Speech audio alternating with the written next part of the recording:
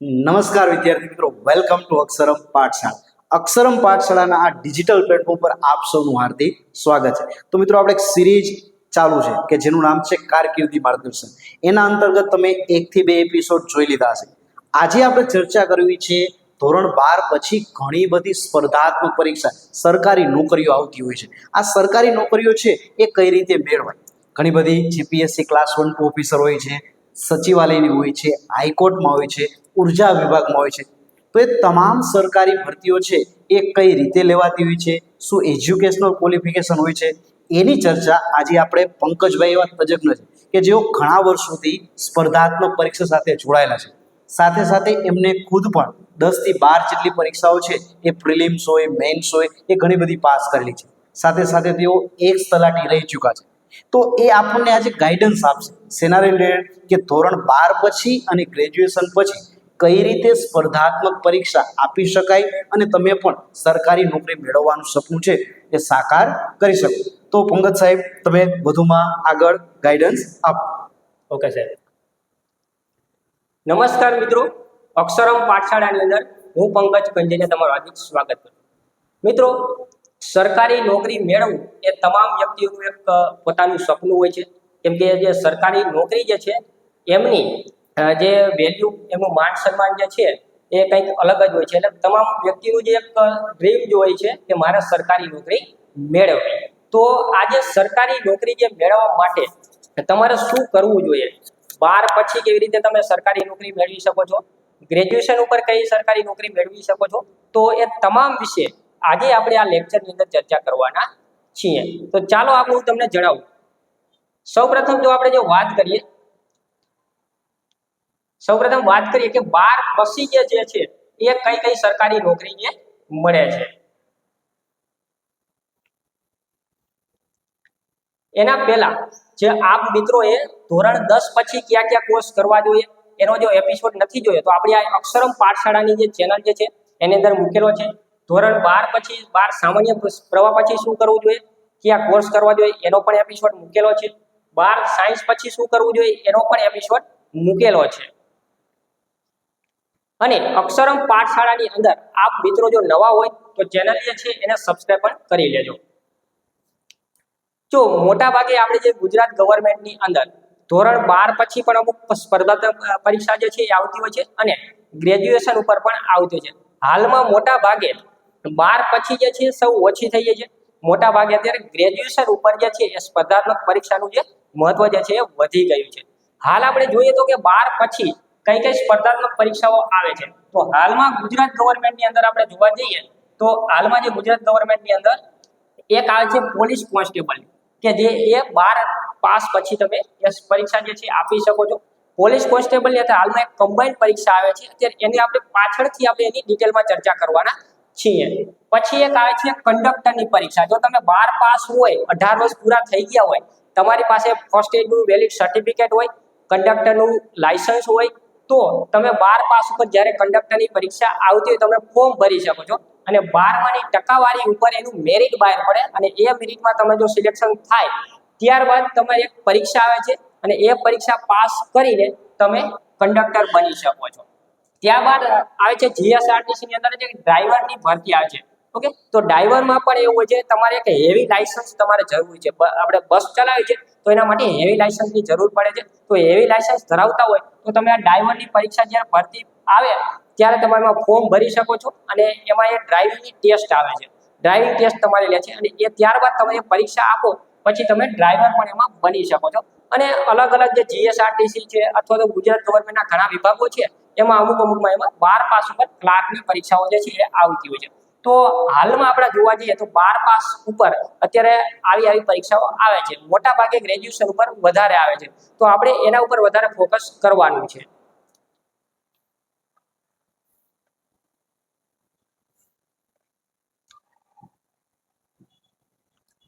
Okay, તો હવે આપણે જોવાના છીએ 12 પછી ગ્રેજ્યુએશન ઉપર પછી કઈ કઈ ભરતી આવે છે એની આપણે ચર્ચા કરવાના છીએ.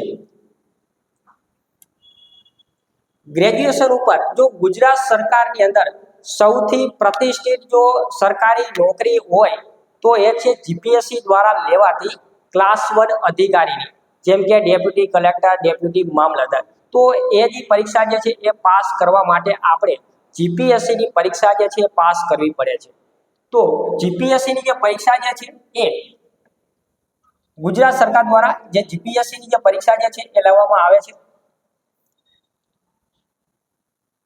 તો જીપીએસસી જે છે એ અલગ અલગ 100 કરતા પણ વધારે પરીક્ષાઓ જે છે એ કન્ડક્ટ કરે છે.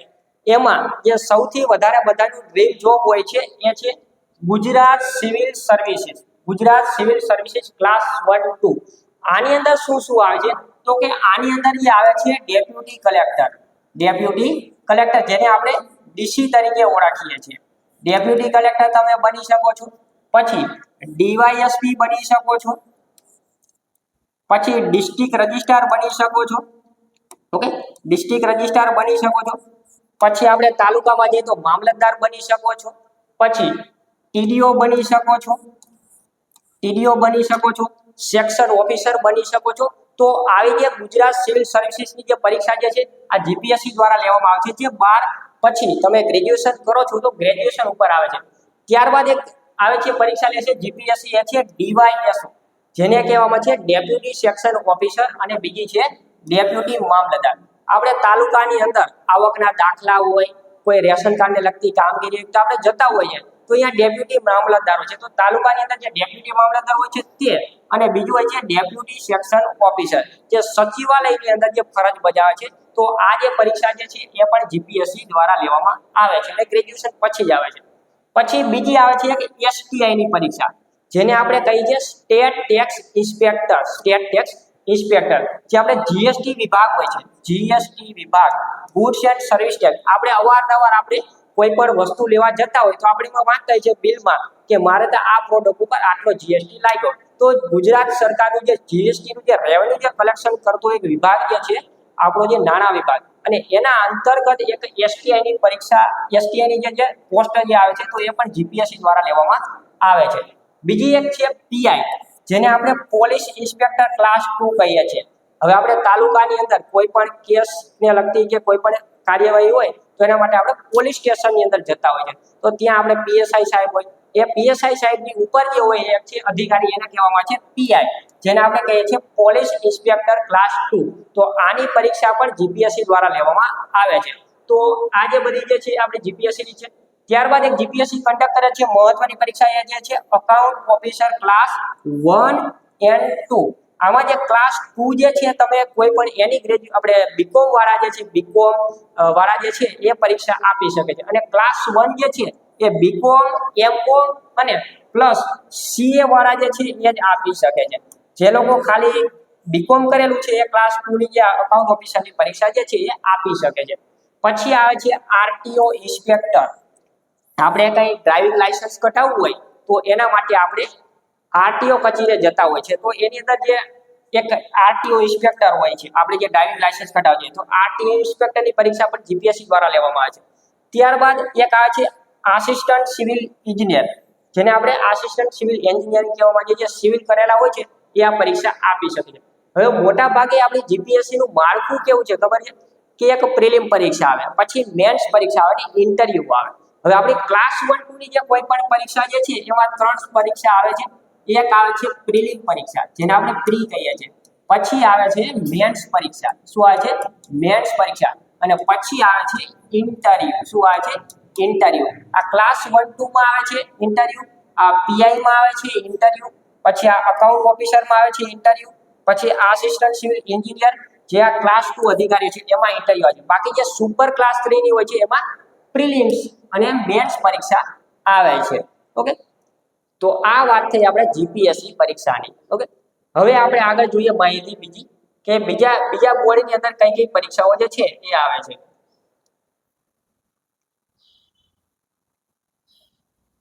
બીજું હવે એક મહત્વનું જે બોર્ડ હોય તો એ છે ગુજરાત પંચાયત સેવા પસંદગી મંડળ. જેને આપણે જીપીએસએસબી કહીએ છીએ. શું કહીએ છીએ? જીપીએસએસબી કહીએ છીએ. ઓકે, તો ચાલો આપણે જોઈએ હવે જીપીએસએસબી ની જે કઈ સ્પર્ધાત્મક પરીક્ષાઓ જે છે એ આવે છે તે. તો ગુજરાત પંચાયત સેવા પસંદગી મંડળ એ અલગ અલગ પરીક્ષાઓ કન્ડક્ટ કરે છે. એક તો છે જુનિયર ક્લાર્ક. ઓકે, આ બધી ગ્રેજ્યુએશન ઉપરની જ છે. પછી એક આવે છે તલાટી કમ મંત્રી, જે ગ્રામ પંચાયતની અંદર જે તલાટી કમ મંત્રી હોય છે તે. પછી તાલુકા પંચાયત હોય, તાલુકા પંચાયત, તો એમાં જુનિયર ક્લાર્ક હોય છે.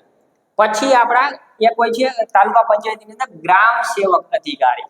પછી એક હોય છે વિસ્તરણ અધિકારી. ઓકે, પછી એક હોય છે નાયબ ચીટનીસ. પછી હોય છે એક ડેપ્યુટી અકાઉન્ટન્ટ. પછી આ જે આરોગ્ય વિભાગ અંતર્ગત આપણું જે પીએચસી સેન્ટર હોય, PHC centre, primary health centre, તો એની અંદર આ મલ્ટિપલ હેલ્થ વર્કર જે હોય છે. પછી એક હોય છે ફિમેલ હેલ્થ વર્કર, ઓકે, આઈપીએસસી ની અંદર જ હોય છે. પછી ફાર્માસિસ્ટ હોય છે, તો આઈપીએસસી ની અંદર હોય છે, આપણા દવાખાનું જે હોય ગામડાની અંદર. પછી સ્ટાફ નર્સ જે છે, તો આઈપીએસસી ની. તો આ તમામની પરીક્ષાઓ જે છે ગુજરાત પંચાયત સેવા પસંદગી મંડળ દ્વારા લેવામાં આવે છે. હવે જુનિયર ક્લાર્ક જે છે, આપણે લેટેસ્ટમાં ગયા વર્ષે જુનિયર ક્લાર્ક અને તલાટીની પરીક્ષા લેવામાં આવી હતી. આમાં હાલમાં અત્યારે એક જ પરીક્ષા લેવામાં આવે છે. કેવી? એક જ પરીક્ષા લેવામાં આવે છે અને 100 માર્કનું એક પેપર હોય છે. અને એ 100 માર્કની અંદર મેરિટના આધારે એમાં તમને પસંદગી કરવામાં આવતી છે. હાલમાં તો આ જુનિયર ક્લાર્ક અને તલાટી કમ મંત્રી બંનેનો સિલેબસ પણ સેમ ટાઈપ જ છે. ઓકે, અને મોટી ભરતી આવે છે. ગ્રામ સેવકમાં પણ એવું જ છે. ગ્રામ સેવક જે છે, આ જો જુનિયર ક્લાર્ક અને તલાટી કમ મંત્રી જે છે એની ગ્રેજ્યુએટ, પણ એની ગ્રેજ્યુએટ જે છે એ પરીક્ષા આપી શકે છે. પરંતુ ગ્રામ સેવકમાં એવું નથી, એની ગ્રેજ્યુએટ પરીક્ષા નથી આપી શકતા. બીઆરએસ વાળા, બીએસડબલ્યુ વાળા, બીએસસી એગ્રીકલ્ચર વાળા, ઓકે, પછી આપણે એગ્રીકલ્ચરની અંદર એન્જિનિયરિંગ કરેલું હોય એ લોકો જે છે આ ગ્રામ સેવકની પરીક્ષા જે છે એ આપી શકે છે. અને આમાં પણ એવું છે, આમાં પણ એક જ પરીક્ષા હોય છે અને તમને ડાયરેક્ટ સીધી પસંદગી મળતી હોય છે. પછી છે વિસ્તરણ અધિકારી. તો વિસ્તરણ અધિકારી જે છે, આમાં પણ અલગ અલગ પ્રકારની વિસ્તરણ અધિકારી હોય છે. વિસ્તરણ અધિકારી પંચાયત, વિસ્તરણ અધિકારી ખેતી, વિસ્તરણ અધિકારી ગ્રામીણ, તો આવા અલગ અલગ હોય છે. તો વિસ્તરણ અધિકારીની જે છે ને, આમાં પણ એવું જ છે. વિસ્તરણ અધિકારી જે પંચાયતની હોય છે, આ મોટાભાગે વિસ્તરણ અધિકારીની જે પોસ્ટ જે છે એ આપણે જે પ્રમોશનથી ભરતા હોય છે, પરંતુ અમુક જે ભરતી જે છે ડાયરેક્ટ આવે છે. જેમ કે વિસ્તરણ અધિકારી ખેતીની, તો એ બધા બીઆરએસ ને વગેરે કરેલું છે, એના એ ડાયરેક્ટ આમાં પરીક્ષા આપી શકતા હોય છે. ઓકે, ત્યારબાદ છે નાયબ ચીટનીસ. તો નાયબ ચીટનીસની પણ એની ગ્રેજ્યુએશન વાળા જે છે એ પરીક્ષા આપી શકે છે. એની ગ્રેજ્યુએશન વાળા પરીક્ષા આપી શકે છે. અને નાયબ ચીટનીસ જે છે ને, એ એક જાતનો તાલુકા પંચાયતની અંદર મદદનીશ તાલુકા વિકાસ અધિકારી આપણે જેને કહીએ છીએ, જેને આપણે ટૂંકમાં કહીએ તો એટીડીઓ, આસિસ્ટન્ટ તાલુકા ડેવલપમેન્ટ ઓફિસર તરીકે આપણે જેને ઓળખીએ છીએ. અને એવી જ રીતે હોય છે બીજું એક છે deputy accountant. Deputy accountant, okay, જે હિસાબી શાખાનો અધિકારી હોય છે, હિસાબી શાખાનો અધિકારી. પછી આ મલ્ટિપલ હેલ્થ વર્કર છે. તો આ જે એસઆઈ નો કોર્સ કરેલો હોય છે, મહત્વનો કોર્સ જે છે sanitary inspector. All India institute જે છે એમાંથી ઘણા બધા મિત્રો જે છે આ એસઆઈ કરતા હોય છે. પછી આઈટીઆઈ ની અંદરથી પણ એસઆઈ થાય છે. તો આ સેનિટરી ઇન્સ્પેક્ટરનો જે કોર્સ કરેલો હોય છે, તો આ મલ્ટિપલ હેલ્થ વર્કરની જે પરીક્ષા જે છે એ આપી શકે છે. ફિમેલ હેલ્થ વર્કરની પણ પરીક્ષા આપી શકે છે. ઓકે, ત્યારબાદ છે સ્ટાફ નર્સ. તો જે નર્સિંગનો જે કોર્સ કરેલો હોય છે, જીએનએમ આવે છે, એએનએમ આવે છે, તો વગેરે જે કોર્સ કરેલા હોય છે, ઓકે, આપણે 12 પછી પણ થાય છે અને બીએસસી પછી પણ થાય છે. બીએસસી નર્સિંગ આવે છે, તો વગેરે જીએનએમ અને એએનએમ, તો આ લોકો સ્ટાફ નર્સની જે પરીક્ષા જે છે આપી શકે છે અને તમે સ્ટાફ નર્સ બની શકો છો અને મોટા પાયે ભરતી આવતી હોય છે. પછી જે છે ફાર્માસિસ્ટ. આપણા પંચાયત વિભાગની અંદર જુનિયર ફાર્માસિસ્ટ જે છે એની પરીક્ષા લેવામાં આવતી છે. આ જે બી ફાર્મ કરેલું હોય, પણ જેને બી ફાર્મ કરેલું હોય છે એ આ પરીક્ષા આપી શકે છે અને ફાર્માસિસ્ટ બની શકે છે. તો આ 12 પાસ આપણે ગ્રેજ્યુએશન ઉપર પંચાયત સેવાની આટલી પરીક્ષાઓ આવે છે. આ સિવાય પણ ઘણી બધી આવે છે, પરંતુ મોટા ભાગની આટલી પરીક્ષાઓ આવે છે. ત્યારબાદ આપણે બીજા બોર્ડની આપણે માહિતી જોઈએ તો એ છે આપણું ગુજરાત બોર્ડ સેવા પસંદગી મંડળ, જે બહુ પ્રખ્યાત જે છે અને ઘણી બધી પરીક્ષાઓ જે છે ગુજરાતની અંદર આ કન્ડક્ટ કરે છે. તો આ જીએસએસબી, ઓકે, ગુજરાત બોર્ડ સેવા પસંદગી મંડળ, તો એમાં પ્રખ્યાત જે છે એક છે આપણે જુનિયર ક્લાર્ક જે છે, જુનિયર ક્લાર્ક, ઓકે, પછી જે છે સિનિયર ક્લાર્ક, પછી છે head clerk, ATDO, okay, assistant tribunal development officer. પછી આવે છે ઓફિસ આસિસ્ટન્ટ, જે સચિવાલયની અંદર હોય છે. ક્યાં હોય છે? સચિવાલયની અંદર. પછી આવે છે સબ રજિસ્ટ્રાર. તાલુકાની અંદર આપણે કોઈ પણ જમીનના દસ્તાવેજ કરાવવા જવું હોય તો આ સબ રજિસ્ટ્રારની પરીક્ષા આપવી પડે. પછી આ છે સબ અકાઉન્ટન્ટ અને એકાઉન્ટ ઓફિસર. પછી આ છે આસિસ્ટન્ટ સેનિટરી ઇન્સ્પેક્ટર, હમણાં જે આપણે એસઆઈ ની વાત કરી હતી એ. પરંતુ અત્યારે હાલમાં જે ગૌણ સેવા પસંદગી મંડળ દ્વારા ઘણા બધા બદલાવો કરવામાં આવ્યા અને નવી પરીક્ષા જે છે પદ્ધતિ અપનાવી અને એ ડિક્લેર કરવામાં આવી સીસીઈ, જેને આપણે કહીએ છીએ કમ્બાઇન્ડ કોમ્પિટિટિવ એક્ઝામિનેશન. આ એક જ પરીક્ષા જે છે, મતલબ કે એક જ ભરતી દ્વારા, આમાં બે પેલા પ્રિલિમ્સ આવે. શું આવે?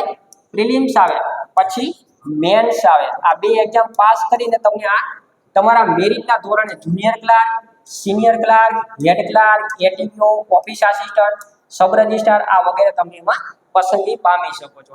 અને અલગથી એક આવે છે સબ અકાઉન્ટન્ટ અને એકાઉન્ટ ઓફિસરની આવે છે.